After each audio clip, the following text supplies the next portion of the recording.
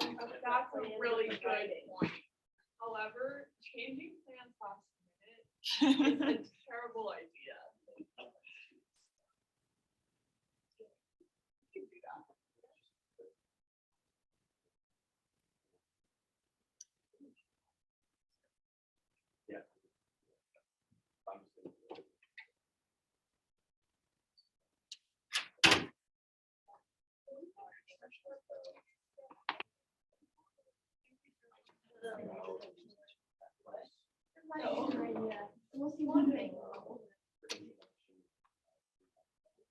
All right.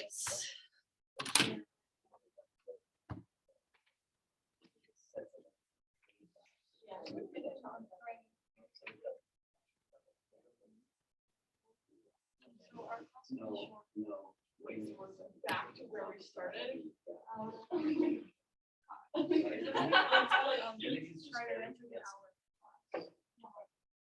All right, scenes 1 and 2. Let's get going. Okay, so everyone else, while they are presenting, I'm not sure you have to take notes on Phineas and Ferb, but maybe. Everybody have paper out on your desk. I don't emphasize this enough in this class. I try to kind of format this class on what it would look like if you were taking it in college, you know, with a ton of discussion and some writing, you know. But an important thing that I don't emphasize enough is that while you're having these discussions, it makes a whole lot of sense to be taking notes, because you can always steal whatever you want from seminars like this. Like if somebody says something smart and you're like, oh, I want to run with that idea, you can steal it and you can use it in your papers. And it's always good to have like all of these notes written out. Then it makes doing the major worksheets a lot easier too. For today, and when we're doing these little conversations, or these lessons, you are going to be transcribing your notes for the prompts the next day. So you definitely want to make sure that you're doing everything that they ask of you and then taking notes on things that are important. For you guys that are teaching, we'll have something at the end of class where you'll be taking notes. You don't have to take notes on your own presentation, although you could if somebody says something super interesting. I do sometimes. Okay, are we not starting with Phineas and Ferb? No. Okay. Abby's on Zoom. Whoa.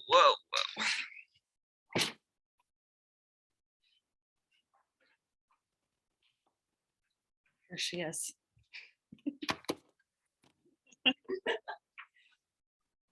All right, go ahead. Okay. So we're going to start off talking about page 6 in the play. This is basically right after the big introduction, after they're describing their house, and it's like the first page of dialogue that we get.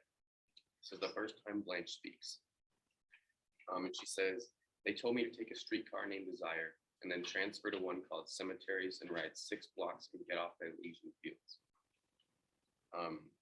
I think that this paragraph is very important because this is the first thing that we get to hear from Blanche.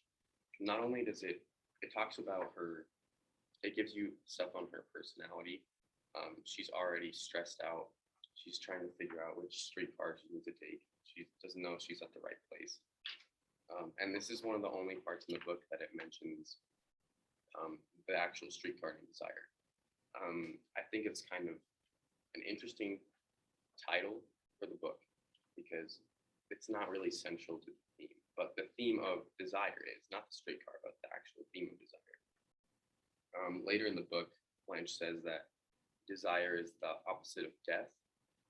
And for Blanche, I think that desire is both a desire to escape her past and to be able to change and get out of that, and also a sexual desire, the both. And she can't live without it. That's why it's the opposite of death for her.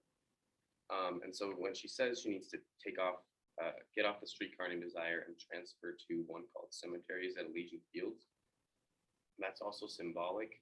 I looked up the definition of Elysian Fields, and it's the final resting place of the souls of the heroic Greek gods.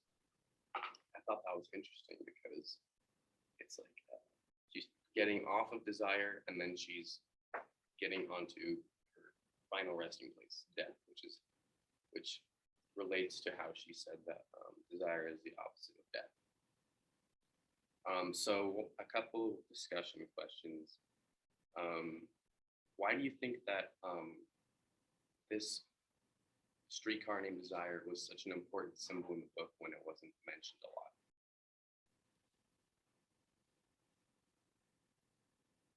I was thinking, like you already kind of said it, but it kind of sets the tone. Like it's like a streetcar named Desire. It's like it's an interesting name for a streetcar, and then the whole book kind of follows along with different people's like desires. It's like Stella's desire to have like a perfect marriage, Blanche's desire to do, you know, whatever Blanche's doing. She's Yeah. kind of crazy, but I think it just kind of sets like the tone. Continue on like that desire. Yeah, I think it starts off and it lets you know a desire is one of the main things of the book, even though it's not really elaborated on yet. But yeah. I think since I mentioned it so early on in the book that it's kind of like foreshadowing because they said that she's like getting on to something called desire, and then one that's like death, and I think that's kind of foreshadowing the end of the book, how she got like sent away, and that could feel like, what did you say, it was her ending point or something? Yeah, like it's her final resting spot. Yeah, her final resting spot. Yeah. So both Cemetery and Allegiance Fields are kind of like death. Yeah, and it kind of says how the book is going to end before you even start. I feel like having it be a streetcar kind of a symbolic place in the story. Later on, stoicism and like right in on the streetcar having it brought me here.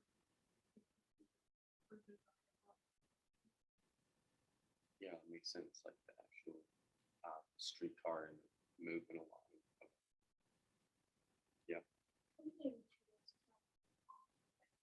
I keep wanting to say the streetcar called Desire, but I think he used the word name to put there. It's not something you can just call it. It's like has that purpose. So I think that was him kind of like forcefully saying, pay attention to this because it is a tone setter for the beginning of the story. Yeah, I think named isn't really the way you actually want to say that, but that's interesting.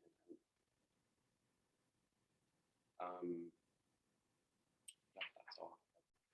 We want to play with it.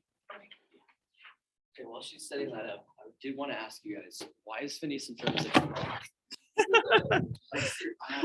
it's just so many jokes in there that are just like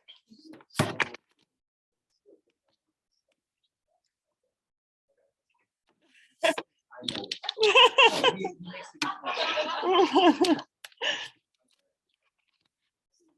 So it moves so fast. Like if you watch it, it's just gone in a second. We're gonna watch about the first 20 seconds of one of the episodes. We're gonna start a stopwatch. And I need you to see this is the entire episode. Yeah. As soon as you start it, you start. Okay, hang on. Sorry, it's got to be a whole production with Zoom.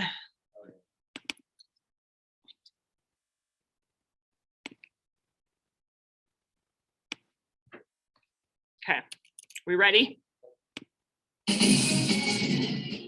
Barry, as soon as I send in your photo, he'll be a contestant in the Totally Tools Smoke Signals contest. What do you say, boy? Ready to be a smoke signal? That's the spirit. And set. Well, Harry won. That's it? That's it. Okay. No, 15 seconds. They set that up. Sometimes it takes 2 or 3 minutes. They just go like that. And so that's the point. That's why the first little bit is so important. The first thing you see in the book after like, the hey there, Stella baby. So it says don't bother me. And it's Stanley, cat, Stella, one, Stanley, me. And he just talks in these things. And this description is why this part's so important. It's to keep the package after. She cries out in protest, but then she's a cat. Then she laughs breathlessly. Her husband gets her bed, already started back around the corner. So in just the first little bit, the first stuff we see about these people, like just kind of exemplifies the whole rest of it. So it's just Stella's like completely infatuated with Stanley. After he hucks the pizza meat at her, she's like, "Can I go watch you bowl?" And he just does not care. He just hucks stuff at her and leaves. Where is this part? The very beginning, it's the first line of the play. Oh. And then, like we were talking about with Blanche, page 6, it's the second line. She's talking about, they told me to take a streetcar named Desire. This is the first thing she says in the whole play. She talks way too much. So this part is just a little bit important. And so that's one of the really tricky things that Tennessee does in the whole book. Like, he isn't just like doing exposition. He's lining it in with like all the other things that the characters should do. So you can see right off the bat who they are and why they are. Like, he just writes it right in. So I'm gonna real quick, I took a lot of this time. I'm sorry. But we're gonna real quick go to page 11. It's gonna be at the very top. It's this big chunk of text. I want everybody to turn there real quick. You got it. Cool. So basically we see her entire personality in this one paragraph. It's actually kind of amazing. So real quick, I want everybody to make a list. I'm gonna give you like a minute and a half, maybe. Just real quick, go through it, write down everything you learned about Blanche just from there. Just this now, then let me look at you paragraph. Yeah, right Okay. at the top. Okay. Ready, set, go.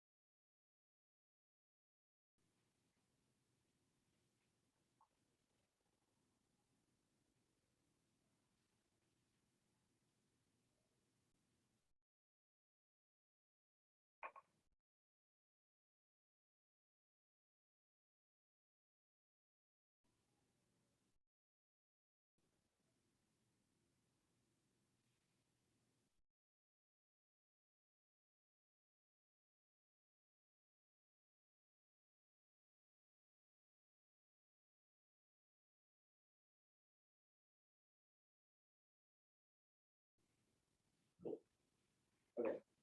So Lee, tell me some of the things that you got. Attention seeker, dramatic, narcissistic, irony. Okay. Anybody else? Are you guys still writing? Wow. I was just. No more thoughts. No more thoughts. I bet. What else we got? What'd you write down for Blanche? I was just writing down like she's kind of like spacey, and so she accidentally like insulted her house. And she's like, "Oh, I didn't mean to say that." She's like, Oh yeah, "Oh crap." she totally does that. Anything like really specific too? I put that she wants to judge but not be judged, so she won't let Stella look at her, but then insults her right Oh, away. that's a good one. You know, you guys could help. Shoot. I've got a whole spiel on this paragraph, so kind of similar to what Blake was like doing that. Okay, yeah. You guys all made really good points. So the stuff that I wrote down when I did this was, she talks about bathing. She wants to turn off the light. She's super like clingy to Stella.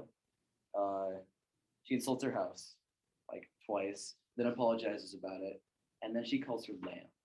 Like, she does that a lot. So in this, just like this one paragraph, we learn her whole personality. It's just baths and turning off lights. basically. That's fine.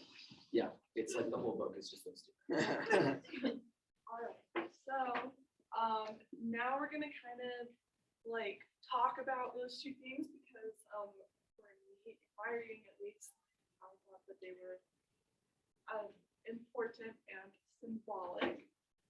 So first, let's see. Okay, so first we're gonna talk about bathing, which sounds weird. We're gonna do it. So in the second line of that paragraph, she tells Stella to not look at her, not until I've bathed and rested. So, as I'm sure we're all aware, Blanche really likes to take baths, and it feels really random. And I know later in the book she talks about like hydrotherapy, or something like that to help like calm her nerves.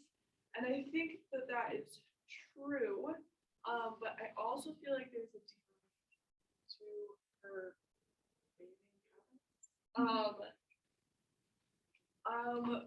Before I say what I think, I want to know what you guys think. What do you guys think the her bathing habits are symbolic of? Going I think that was like expected, like squat. Yes, that's not what I thought about. I really like that idea because she is so obsessed with like being young and youthful that that would make a lot of sense. I really like that. Whitney, did you have something that you wanted to say as well? Yeah, I feel like in my brain when I think of the excessive amount of water, I think about like, especially how dark the setting of this play is, I think of drowning. So I think it's symbolic of her drowning like in her thoughts and drowning and like kind of going down the spiral.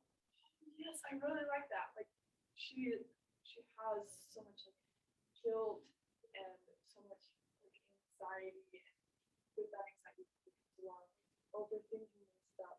So with the bath, she's just I like that. Something that I thought about is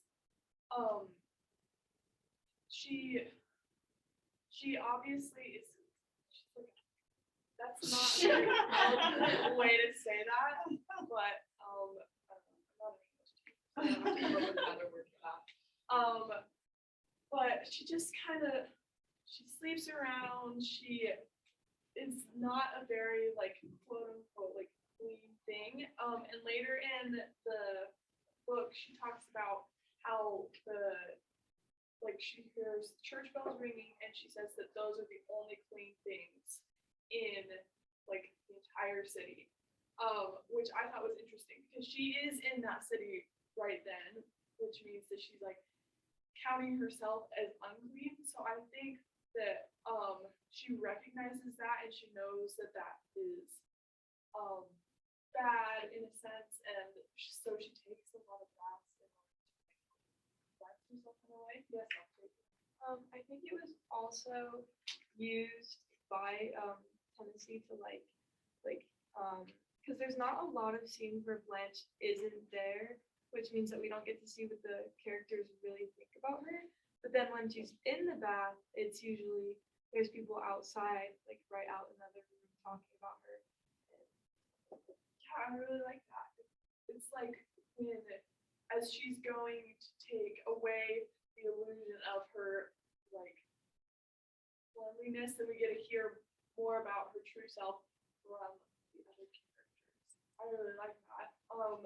It's like she is trying to like be baptized, like baptism anew, right? Like cleansing herself, but the other characters from her life like will not let her do that. They won't let like forget by having them outside like talking about the ways that she's dirty while she's bathing. That's super interesting. Yeah. Did anyone else have other thoughts on bathing before we move on to the next paragraph? Perfect. Okay. Another thing that I want to focus on is the lighting of the play. Blanche never wants the light on. She says in this paragraph, she tells Stella to turn that overlight off. And she's because she doesn't want to be looked at in this merciless glare.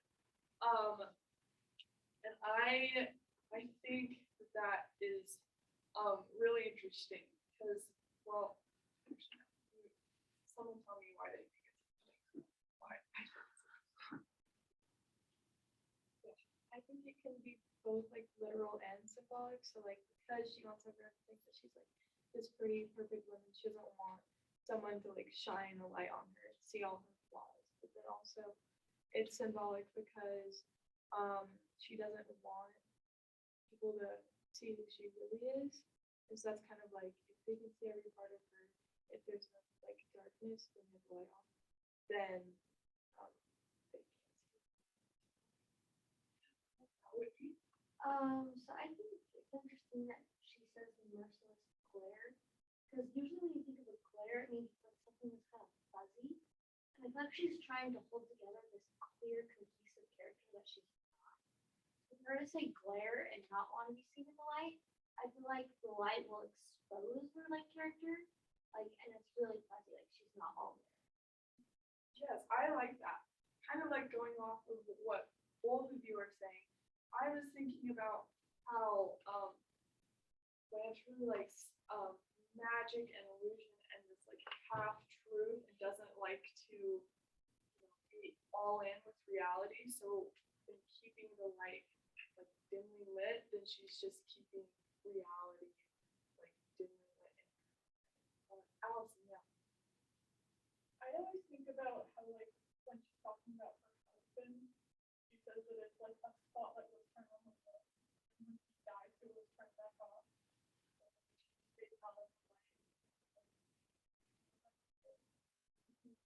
I think that is also true. I think because she is trying to in a way like bring back that, not bring back her husband, but like feel less guilty about like her husband dying, and she's trying to turn back on that light, but she doesn't want it fully. I don't know.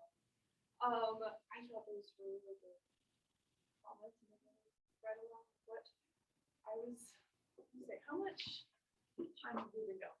We've been going for about 20 minutes.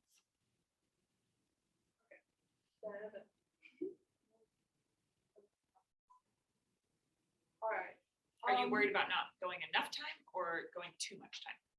Xander was confident that he was going to take a long time. Oh, I see, I But Xander see. did not take it. That was squash dance though. Yeah, there we go. Okay, now I want to go back and talk about the symbolism on the first page of dialogue. Because we got a lot about Blanche right off the bat, and just like the first couple things that she says, and I think that's really important. And I think that in that sense we learn a lot about who Blanche is going to be in the novel, even though we don't necessarily realize it at the time when we're reading it. But now with a little bit of like foresight, I think we can learn a lot more about Blanche in her first things of dialogue, and then now we're gonna look at Stella and Stanley and their first things of dialogue. Sorry, people. I'm so sleepy. Just on page 4. Yes. Okay. So, just in this little bit, Sandra kind of talked about it a little bit. But when Stanley just walks in and then Hux meet and Stella, charming moments right there. So first let's look at Stanley, I think. Stanley walks in and Stanley bellows. It like that word bugs me so much. But Stanley bellows at specifically Stella like a lot. And I think that there's something interesting to bellowing. I hate that word so much. Ugh, it's like moist.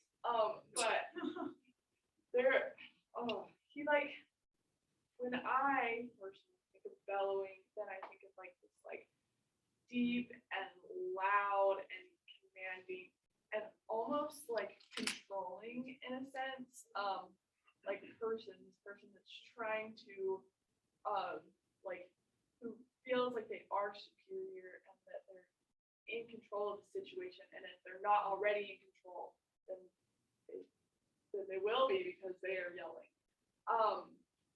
So he comes out and he's already yelling at Stella. But I think that that's interesting because I didn't notice that he was like yelling until after Lynch showed up. I think it's interesting that he did it even before. Oh, did I say Stella showed up? But I think it's interesting that he's doing it before Blanche even shows up. So there's already that kind of like, not tension, like control and dominance. But with that in mind, I want to talk about meat. What I think the meat is about something, but what do you guys think the meat is kind of representing, and what does that mean?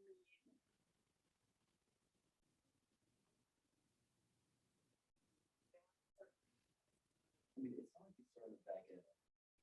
Literally just a hunk of raw meat. It says in the description, it's like dripping blood. The package. So it's not like Stanley's not being like super nice to her. He's just like, here's a big hunk of meat. See that, we can deal with that. And that's kind of representative of just like inside. So she just kind of has to deal with that. Yeah, I think so too. Whitney, Yeah, I kind of think like what you're saying with the bellowing actually kind of connects to the Simpsons company. Because like bellowing, along with what you said, the control, it also gives me like an echo quality. Like when someone bellows at you, like your brain wants it.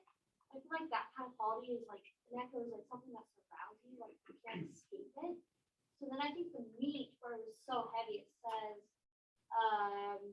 like she catches it breathlessly, like obviously heavy for her.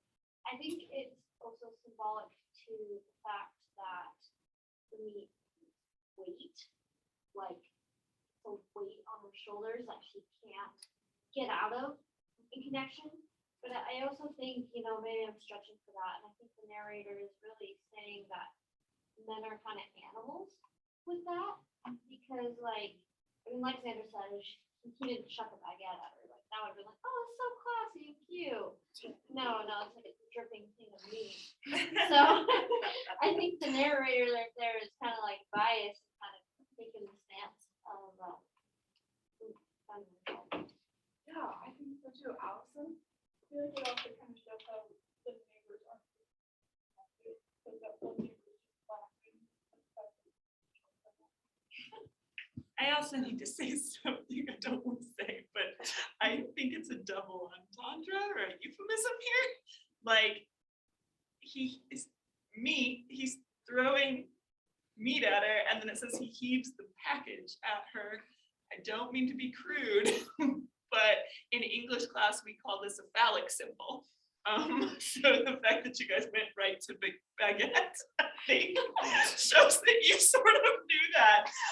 And that's why they're laughing at it too, I think, because later here it's like, what was that package you threw at her, right? It's really stuff laughing louder, and Eunice is like, hush now, right? Like, it's like, don't even go there, you know?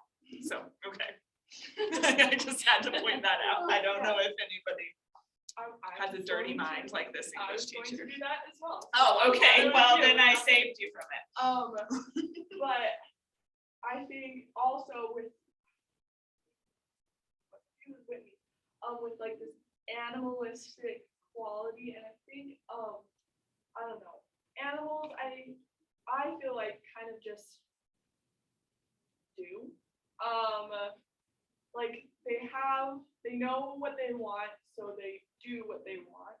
And yeah, I said, Well, kind of with the animal thing, he's like not very long-winded. It's like just like he's like catch me bowling, come on.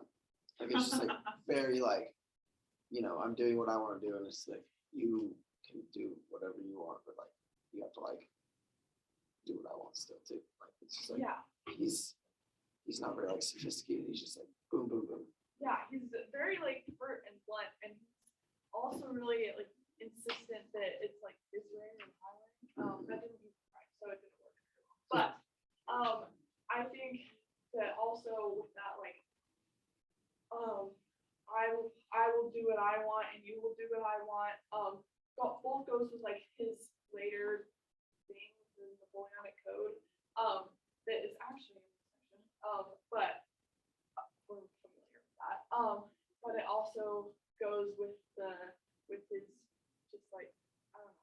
I have to analyze Stanley.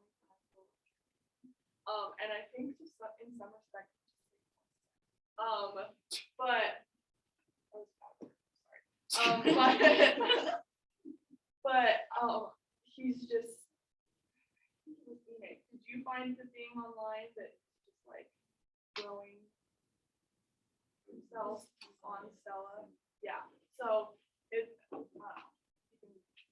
think too hard about that one. But I thought that was interesting. And then also the way that like Stella just receives Stanley in that way is also really interesting. The first thing that she says is don't holler at me like that. So it's like she's trying to take control of the situation, but she says it mildly. So it's not like she's trying very hard to do it. So I think this kind of relates back to the end of the play where she,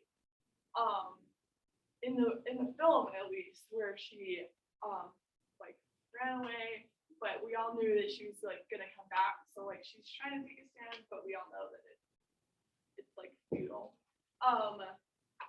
And also I think it was Whitney again that was saying that she like caught it, but she caught it like breathlessly. So that she could have just like let the meat like fly right past her. I mean, I'm sure she was just like, oh, he's just bought this thing and I don't want it to fall on the floor.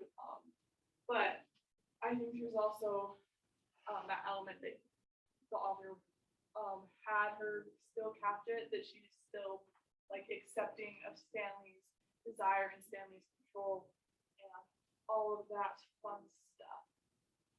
All right, now we're going to switch gears and we're going to talk about the music because we thought that was a really important thing that got introduced early on in the play. All right. So,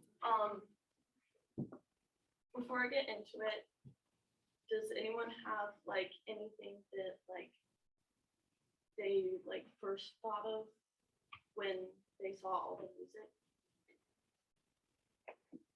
No? Okay.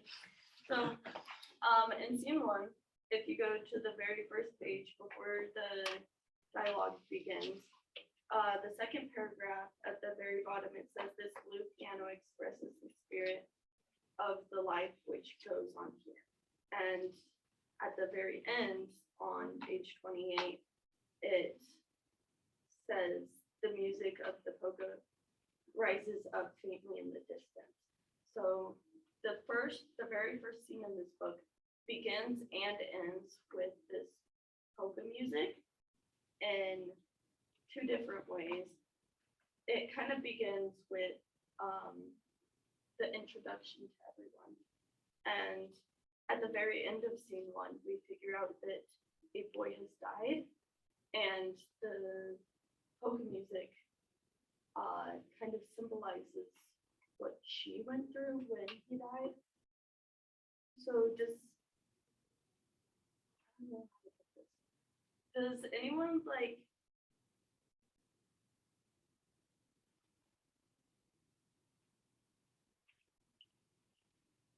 okay, so I'm gonna put it this way.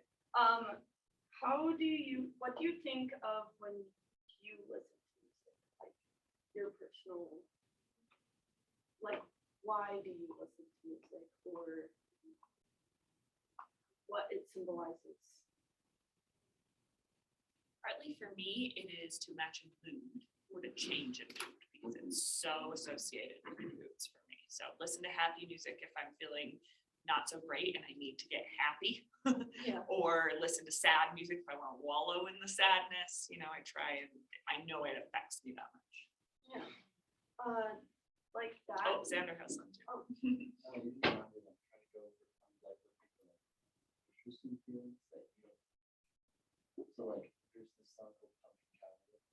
beautiful song, it's complete nonsense. But at the end there, I don't know, it's just hard to explain. It's like, you like, don't get too serious. So, I think in this book, the blue piano symbolizes the emotions that she feels, like you were saying. And So with the blue piano, it's like, I was kind of confused about like what blue piano meant for a little bit, but like, it's not like a piano that's actually blue. I was like Yeah. thinking about it, it's like the blues is what is like being played. And so that's kind of like, blues music is kind of like, it's not like sad, but it's like, you know, like being blue is like associated with being sad. So I think that's just kind of like, you know, a symbol of, you know, sadness and like kind of like hard times, according to me. Like, and how it says the polka music, I feel like polka is more of an upbeat sound. So, depending on where it is in the text, like at the very beginning, she's like super stressed out and doesn't know what to do, and it calls the music blue piano. But at the very end, right after Stanley said you were married once, the music of polka rises up, which like kind of symbolizes how much she was in love. The other thing that I thought was really interesting about the piano is when I think of like New Orleans music, my mind goes to jazz, Yeah. not piano. So it made me feel like piano was a little out of place there, and Blanche is also out of place. Yeah. And I don't think of polka music either, especially in New Orleans at the time. I'm thinking like, you know, soul or jazz, like I said. So I feel like it's very centered kind of around Blanche, like Blanche is out of place, she's not happy. And on top of it, it's like her flashbacks, like she's stuck in the past. Yeah. I always imagine polka music was like what was playing of right? So whenever that like comes Me, whenever I was listening to music, it's like I don't remember exactly where I was when I first heard that song.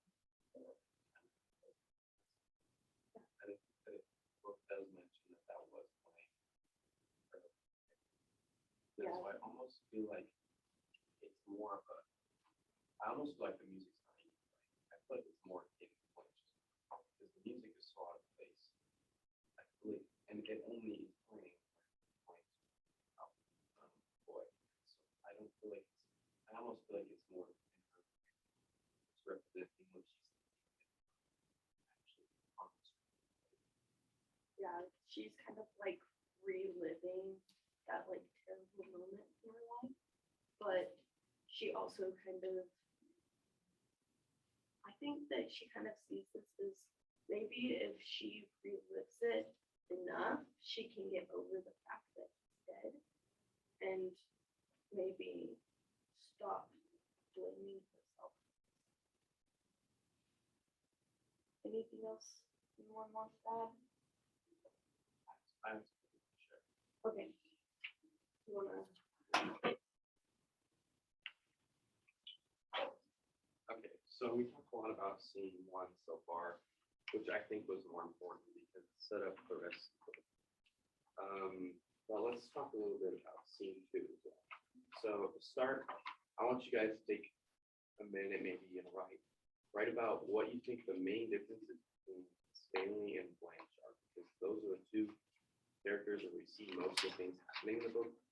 So I want you to write about like what contrasts their personalities. So, You can just do this in your notes where you've been taking notes on the presentation. If that's okay with you guys, unless you want to see it after. that's- Okay.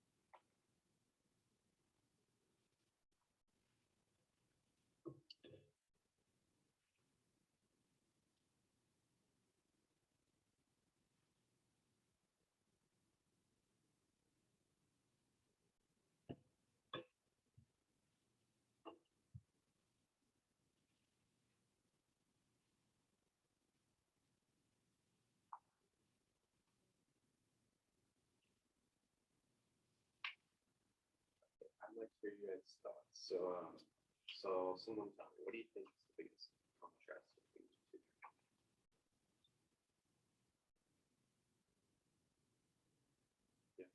I think they're like complete opposites in a way that Stanley wants to be seen as like loud and intimidating, and then Blanche wants to be seen as like feminine and like quiet, but then the reason that they do it is both the same. It's to like get what they want. So Stanley does it because he wants people to respect him, and Blanche does it because she wants power over.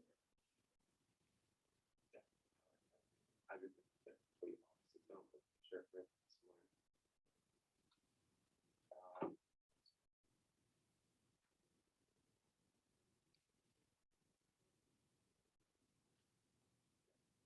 The pretty obvious one, but I think it's very important in this setting, to point out that, you know, Stanley is gender roles are huge in this book, and I feel like that's what honestly like categorizes them to want to be different. Like Octavia was saying, like Stan wants to be intimidating, and I think that comes with being like a man that's like a strong, kind of what they're looking for in that time period from a man. Versus like Blanche, which they want out of a woman, and someone who goes with everything. Yeah, I think that the reason that that's such a big theme in the book is because the two main characters are on both ends of the spectrum. And that Stanley really focuses, like, that's part of his pride, being very manly, and Blanche is the opposite. She wants to be the ideal woman because she's both like a quiet personality and she wants to be seen in a feminine way. That's how she wants to be. So in scene 2, we start to see the first kind of disagreement and tension between Stanley and Blanche. So the first thing that he mentioned is the Napoleonic Code, which I think is a very interesting thing. I haven't really looked it up. I feel like that's not actually a real thing. I feel like he made it up. Correct me if I'm wrong. I think he just made it up. It's real, but his understanding of it is very surface level. Yeah. Yeah, because he says, in the state of Louisiana, we have the Napoleonic Code, according to which what belongs to the wife belongs to the vice versa. Yeah, This- that's not the case that like then what belongs to the wife's sister would also belong to him. It's has more to do with what you acquire after marriage than when you come into marriage. Because here he's not focusing on like legal properties or anything. Like he gives that example. He says, for instance, if I had a piece of property, I think that's one way to kind of about it. It's like legal standing stuff. Here he's taking advantage by saying that they're talking about Bellevue. They're talking about how Blanche got money for selling Bellevue. And it was kind of unclear why Bellevue was sold. Didn't exactly give a good reason. But he starts to take control of the situation and his dominance starts to assert itself when he sees Blanche with one suitcase and nothing really else. And I think he feels like that should have more because she just sold everything. So he starts kind of looking around, searches for suitcase, right? And then he starts asking Stella, like, he points out like the tiara, and he's like, and diamonds, a crown of an empress. And she says, a rhinestone tiara she wore to a costume ball. What's rhinestones next door to glass? It's like, it's not actually all this expensive stuff. And he always talks about this worn down Mardi Gras outfit. He mentions that a couple of times. So it's like, she doesn't actually have all this extravagant clothing. Like, he kind of suspected that she blew the money on, which she wasn't very happy about. It's kind of unclear where the money went. And it's very unclear what happened to Bellevue. There's not much talk about Bellevue. He gets very mad that he doesn't understand the situation. And I think he's also being very stuck up about it. Like he says, I have an acquaintance that works in a jewelry store. I'll have him in here to make the appraisal on this. And I feel like that's very unnecessary. She obviously knows it's rhinestones not worth a ton, but he doesn't trust her. He doesn't trust his own wife to say that they're not expensive things that Blanche put money. And then later, towards the end, he is searching and he finds these letters or these documents about Belle Reve. And then he tells Blanche, I'll have a lawyer acquaintance who will study these out. So I don't think he actually has all these acquaintances. I think he's showing us mistrust. Just saying, like, I don't believe you. Get this back to check. And so this is kind of the first part where we see nothing really super significant has happened, but they're starting to already not trust each other and not like each other at all. The last thing I think shows us is before they Stanley really starts talking to Blanche, the first thing she tells Stanley is, don't tell Blanche about it. And then literally later in this chapter, he tells her. And so he just like disregarded what Stella said. He told Blanche and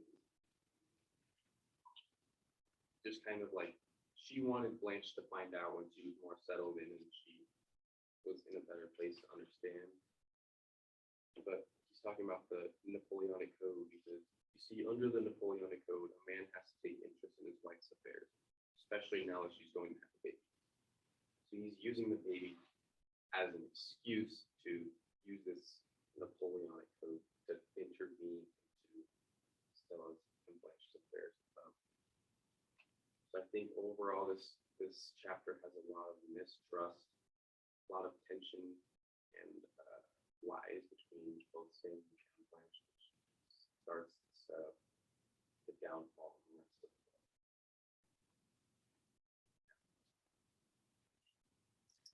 Done? Good job. I don't know about you, but I got a lot of notes. Yeah, you got a lot of notes, a lot of things to talk about. Okay, so what I want you to do now, and this is for everybody, so take out a piece of paper if you were in the group presenting. We talked at the beginning of this year about coming up with central questions to ask about books. And for the people who are the presenters, the teachers, they had to do that naturally, right? They had to come up here and have all these central questions that they were leading us into for this book. I want everyone now to write 3 more central questions you could ask about this book. So for example, I had those 5 from before that were things about gender and power, or the purpose of fantasy, or how pain makes us human.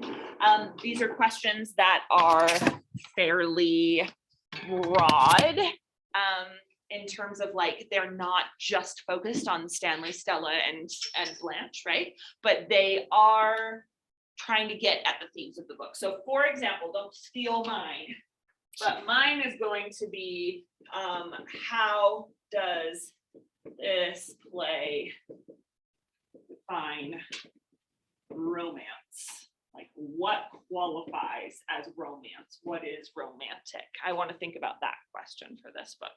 So you're going to write 3 questions that are kind of like that you think could lead you to the themes of this book.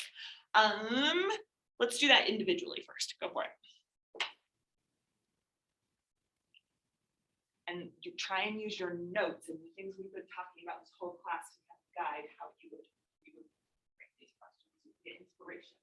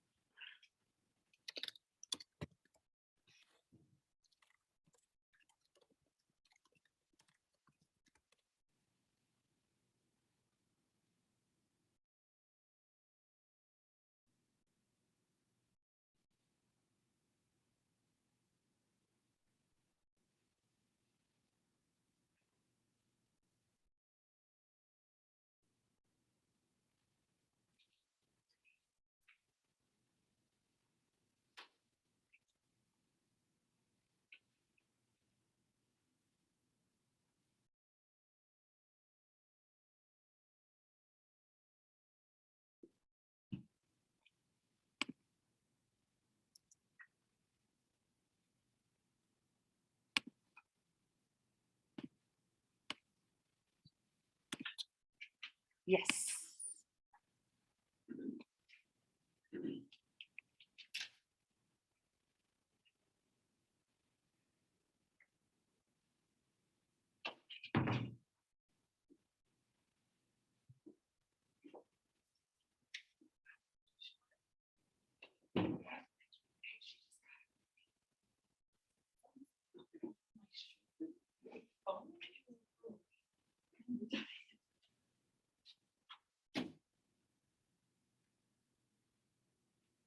How many questions? Yeah, hold up fingers. You got 3, you got 2, 3, okay.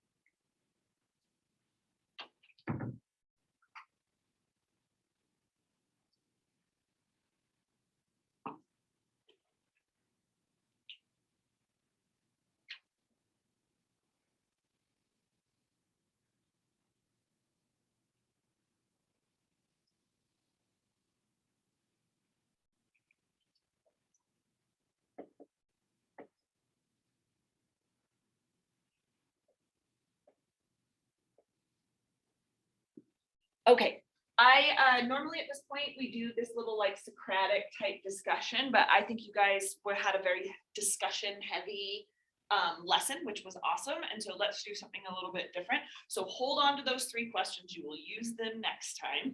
Hold on to your notes because you will use those for your prompt for next time too.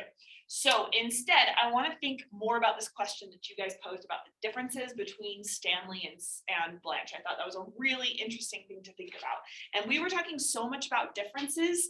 I think we can also think of some similarities between them as well. So for this one, talk in your normal little groups are kind of broken up. Like we're missing 3 people and it makes it hard. All right, let's you 4, and then we'll have Octavia and Iniga and Xander. You 3, and actually I lied. Ash, Whitney, and Isaac will be a little group. So you 3 and you 3. Okay, I want you to discuss things together that these guys have different and in common. So we're going to fill out this Venn diagram. So discuss, and as you come up with a great idea as a trio, you're going to come up here and you're going to fill in the Venn diagram up here on the board. All right, I want to find lots of different stuff for this one because I liked the beginning of that discussion. I want to continue on. Okay, go ahead.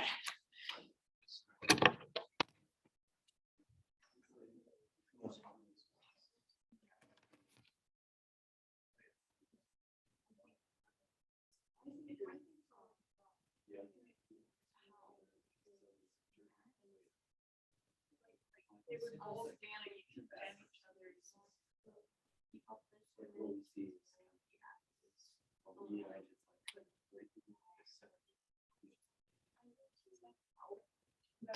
All right, Abby.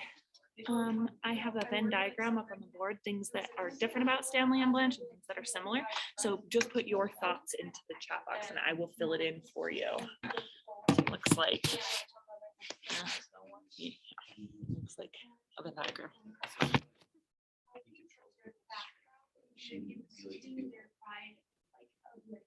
So we put them on the top of the plate.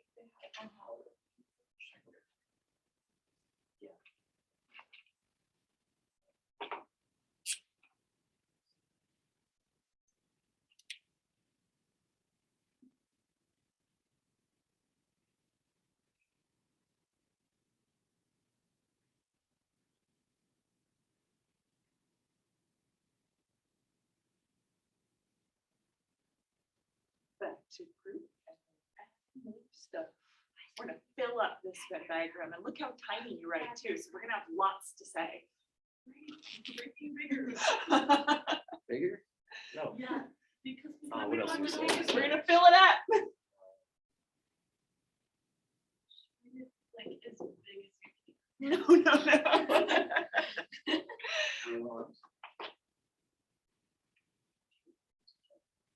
You're a scrub.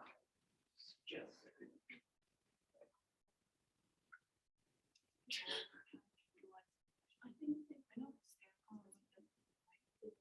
think I know of the drawing connection.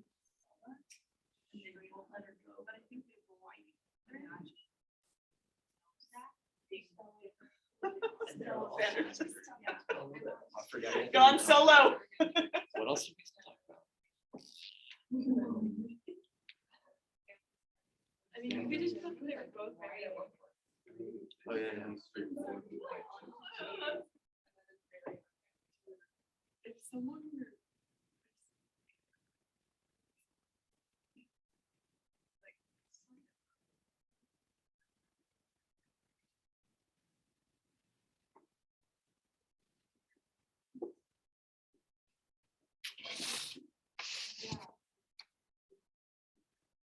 No. Right. I'm psycho.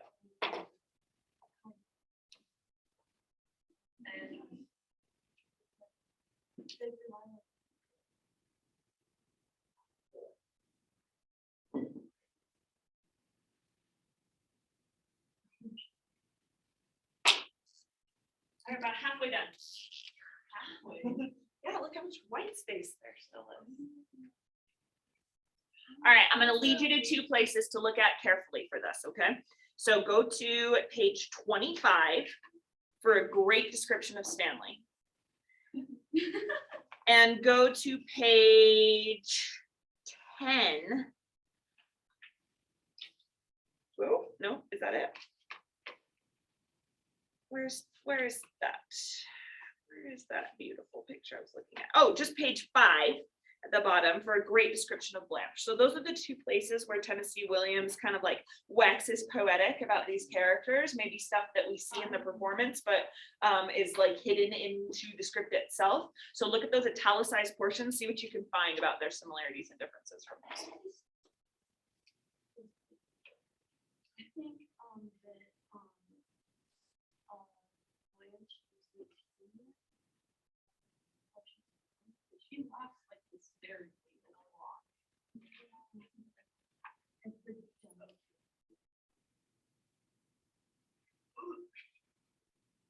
Okay, I would like to say that I believe that Alexis don't exist anymore, but they still do.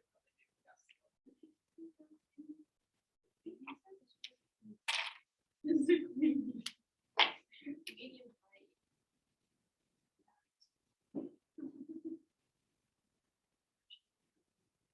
height. Originally, yeah. Life has been.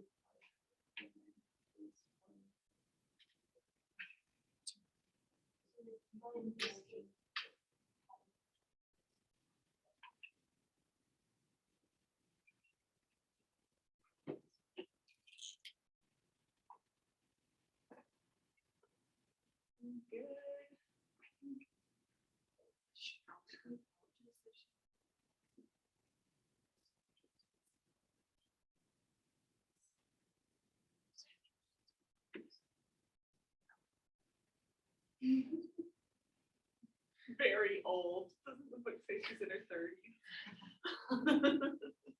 She feels very old. That's what's important. She's very old for the young boy she tries to date.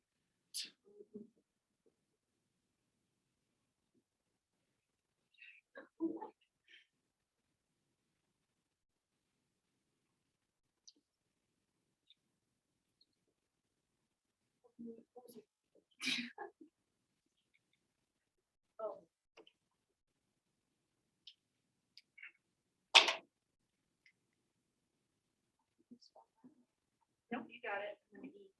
Okay. This is like mediocre. No, it's just. Oh. Yeah.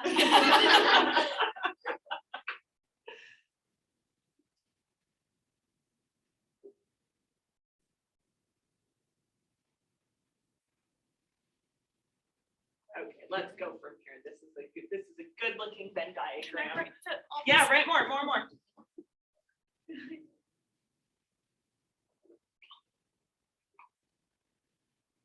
rather get the flu, I think.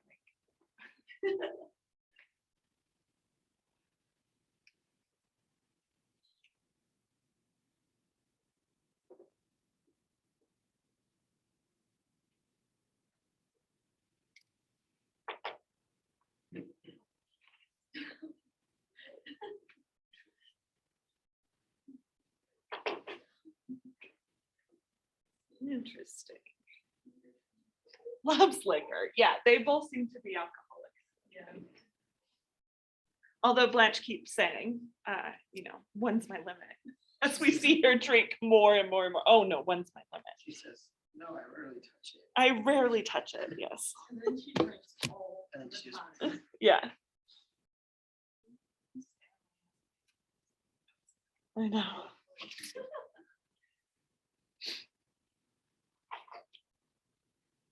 All right. So let's look at those 2 points that I had you look at. So look at page 5 again. Here's Blanche. Blanche comes around the corner carrying a valise, not a suitcase, a valise. So already we have her sort of associated with like a kind of sophistication, right? But maybe we want to call it, we have that there. Like, I want to call it a faux sophistication because later we learn just how much she's kind of associated with like falsity, so rhinestones and fake furs and everything that is like meant to look sophisticated, but to a trained eye, they would notice that it is not sophisticated. She looks at a slip of paper, then at the building, then again at the slip, and again at the building. I think we get this very uncertain quality from that, right? That she is just like, is this it? Is this it? And she's kind of, I mean, in this situation, she is looking at that building and she's like, oh, my sister couldn't possibly live here. And we kind of get this idea that she just hates New Orleans. But we also have that throughout all of her first speech that you guys looked at so carefully about her being under the merciless glare of the light and her sort of like going back and forth. What am I saying? Oops, I said that. Sorry, I didn't mean to say that. Like her presentation is always uncertain. Whereas I can imagine Stanley being one of those guys. My husband does this. One of those guys who like gets off the elevator in a new building having no idea where he is headed and just sort of like walks off, and like if he makes a mistake he'll go around and he'll find it, but it's like he's not going to ask for directions, he's not going to look at the little map on the wall, he's going to move forward, whereas she's like, oh no, let me see. Her expression is one of shocked disbelief. And her appearance is incongruous to this setting. Tell me a little bit about the setting of New Orleans, because I had you guys do that prompt and I haven't read it yet. So tell me, what did you say about the setting of New Orleans, Whitney? Very culturally diverse and dense. Mm-hmm. And it is very, I kind of want to say in this time futuristic. Oh, like interesting. Acceptance. Yeah. Of different people. Yes. And I think where she is so fashioned and like that makes sophistication, she's like appalled by this human.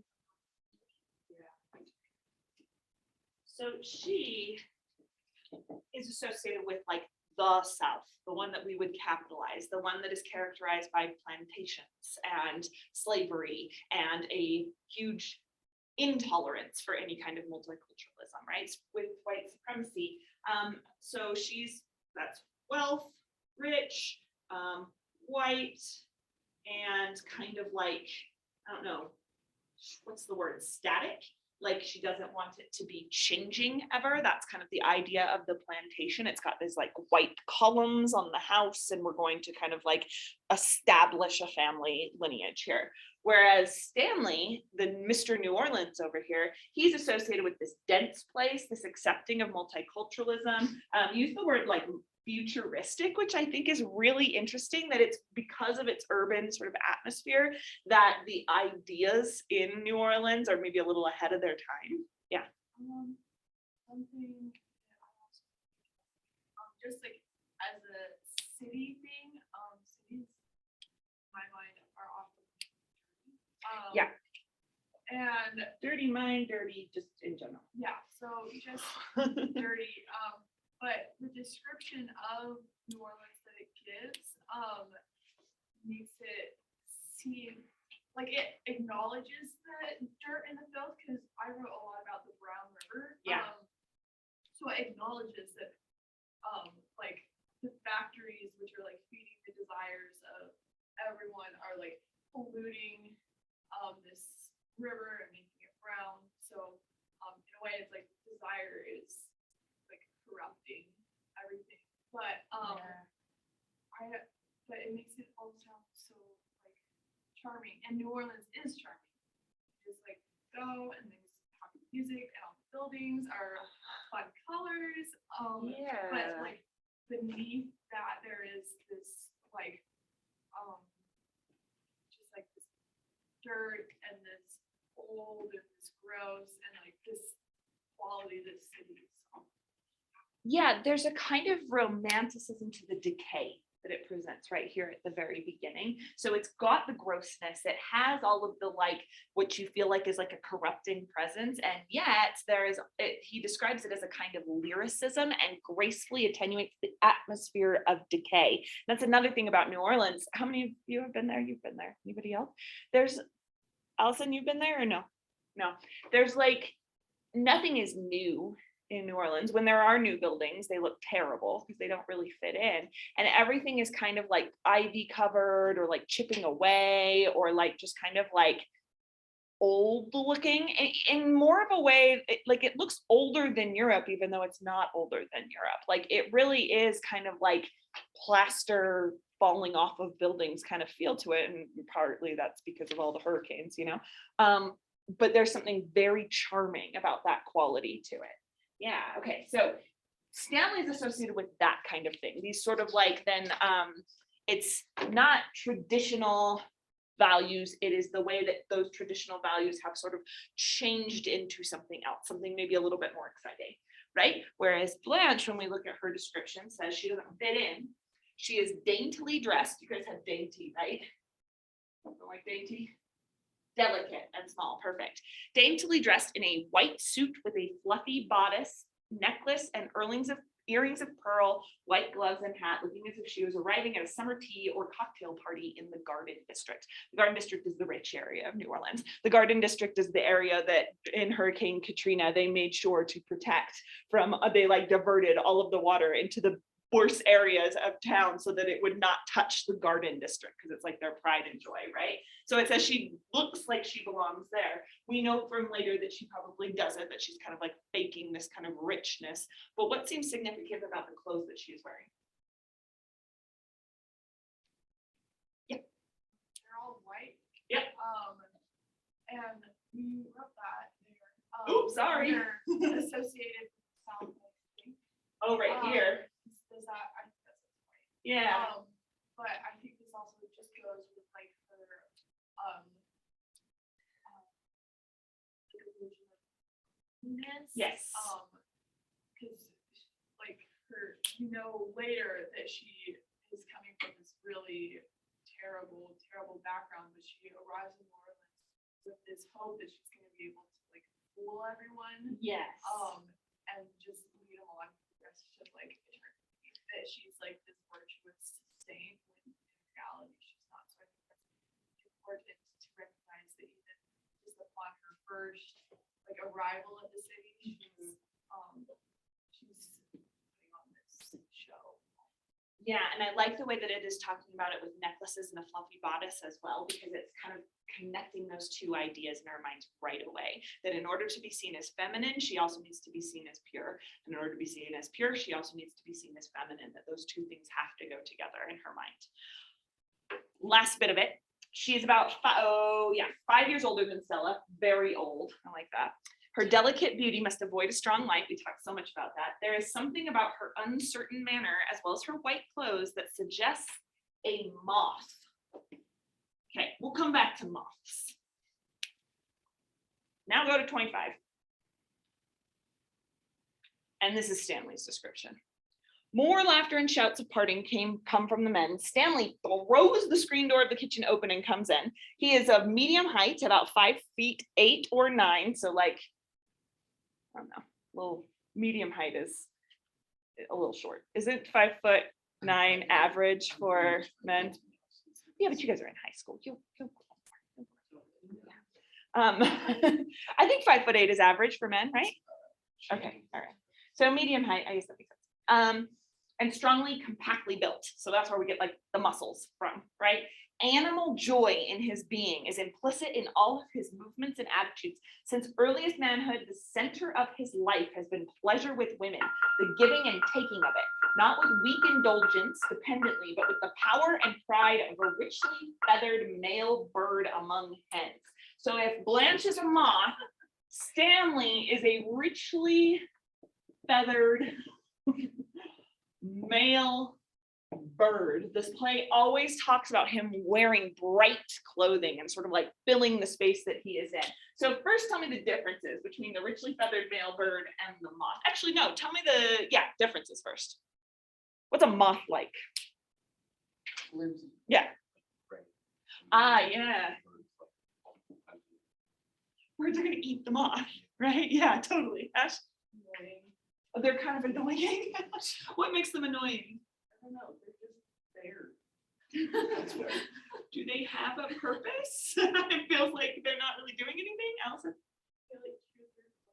Yeah, good. They destroy. What else about moths? Yeah. Like the worst bird. Yeah.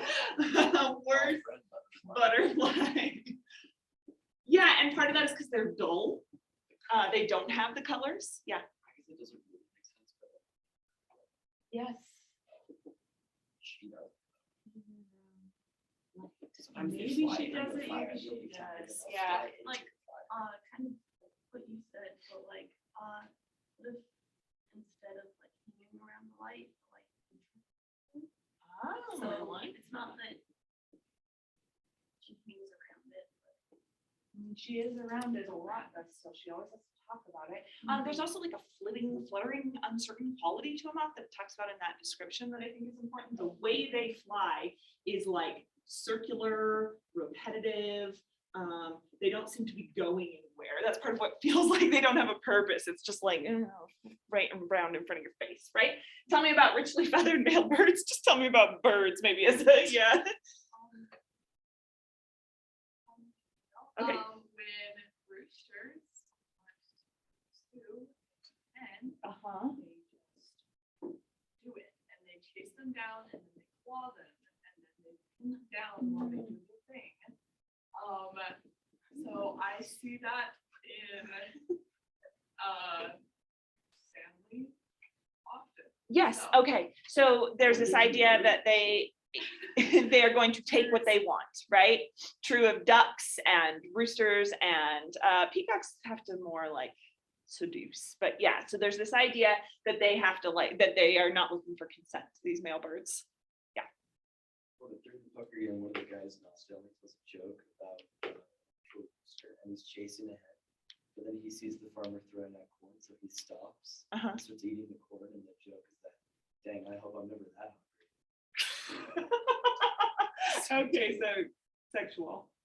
Yes, yeah. When I think of words, like cocky personality. Yeah, They're very like proud of themselves. yeah. So pride, a kind of strutting, a kind of a surety. So where we get the name cocky? I don't know, probably, huh? Yeah, Whitney? Sorry, and my treatment to remove doctrine raven. I think it shows that they're kind of like very distractible, or like they'll like circle back to anything for like a bit of affection. Sorry, did you say raisins? Yes. You jumped into that so fast. I need more like backstory. They're kind of self-centered in that way then too. I don't know that they're like desperate for affection, but they want those raisins, maybe, you know? It is so interesting that with birds, the male birds are the beautiful ones. The male birds of paradise are the ones with the great colors and like they do like the flashy dances or whatever. And the female birds are the ones that are usually just brown or gray, and they're there to like be seduced by the male birds, you know? So there's this way that like, even if we think of Stanley as like, oh, he's masculine, so that must mean like a kind of like low maintenance, or it means that he's dirty because he doesn't want to go through the trouble of being clean. Maybe it's not so much that as that he's purposefully dirty. He's purposefully wearing that, you know, tank top when he wears it. He's purposely saying like coming into the room and being like, hey, I just met you. Can I take my shirt off? You know, there's a way that he is like always kind of aware of what he looks like.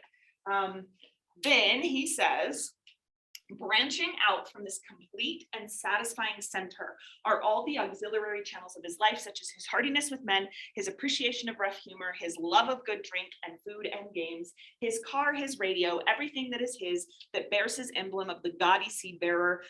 He sizes women up at a glance with sexual classifications, crude images flashing into his mind and determining the way he smiles at them. So I think that's kind of wrapped up in what we said about the birds, you know? There's this idea that Stanley is like a complete and satisfying center. Oh my gosh, shame to be like, Reading this book. we're all based on the people in this book. No, you're not Stanley. I would hope. not. Yeah, this idea of a complete and satisfying center, though, that's probably something that we would all like. We would all like to see our identity as complete and satisfying, that like, you know who you are. It's not easy to break down who you are. It's not easy to poke holes in who you are and like point out ways that you're contradictory. Like you might contain multitudes, like Whitman says, but they're all wrapped up in who you are as a person. At this stage, when I was 17, I did not feel that way, but like, so I don't know how you're feeling, but that is something that is like an envious quality I think that Stanley has, or something that I envy a little bit, like having this complete whole identity. And then it says that all the stuff, auxiliaries, that kind of, oh, he's the sun. Oh my gosh, it fits with the symbol of light. All the auxiliaries from his complete and satisfying center, right? His attraction to men, his hanging out with the boys, his alcoholism, whatever it is, it all kind of branches off from this complete and satisfying center, which explains all of the rest of it. So he feels very confident, right? Whereas poor Blanche over here has all of this different stuff that she's trying to juggle. She has to figure out how she can look sophisticated. Has to figure out how she can look pure and feminine, but at the same time, she also wants some control and some power. She has to kind of maintain her whiteness and like the traditions of her Southern culture. She has to have power, but she has to be delicate. She has to have power, but she has to be small. And there's just like all of these different sort of conflicting ideas that she has going on in her head. She has a part of her that is like youth. Everything about me needs to be associated with youth, and I need to make sure everyone knows that I'm young. She has something over here that says, I need to be rich. She has something here that says I need to be desired, but she has something here that says I need to be pure. And all of those different identities are kind of conflicting with each other. Under Stanley's full identity, he can have it all. Under Blanche's, she has to at different moments pick and choose who she is. So we might call that fractured. She's got this kind of fractured identity. And she is not good. She is not good at pretending that it is all solid and together. Because even though I don't necessarily always feel like my identity is this complete centered, sometimes I feel hypocritical. Sometimes I feel like I contradict myself. I try really hard to present it like I am always Dr. Borth. I'm always Whitney Borth, right? Blanche is trying to do that and failing really miserably. So next time we'll do scenes 3 through 6 and we'll have discussion after. Does anybody have any questions from the 3 through 6 group? Who's 3 through 6? Do you guys have any questions for me about, yeah? Are we going Friday or on Wednesday? You are going Monday. Wait, no, Wednesday. Tuesday's ACT. Sorry, I'm so confused with ACT. Friday is our normal Fridays where we do a multiple choice practice or something. And then Wednesday, you guys will be going. Also, oh, I canceled the short passage essay that I was going to have you do because we're not ready for it yet. So. Oh, eventually you'll do it. But that feeling of putting it off, so good, right?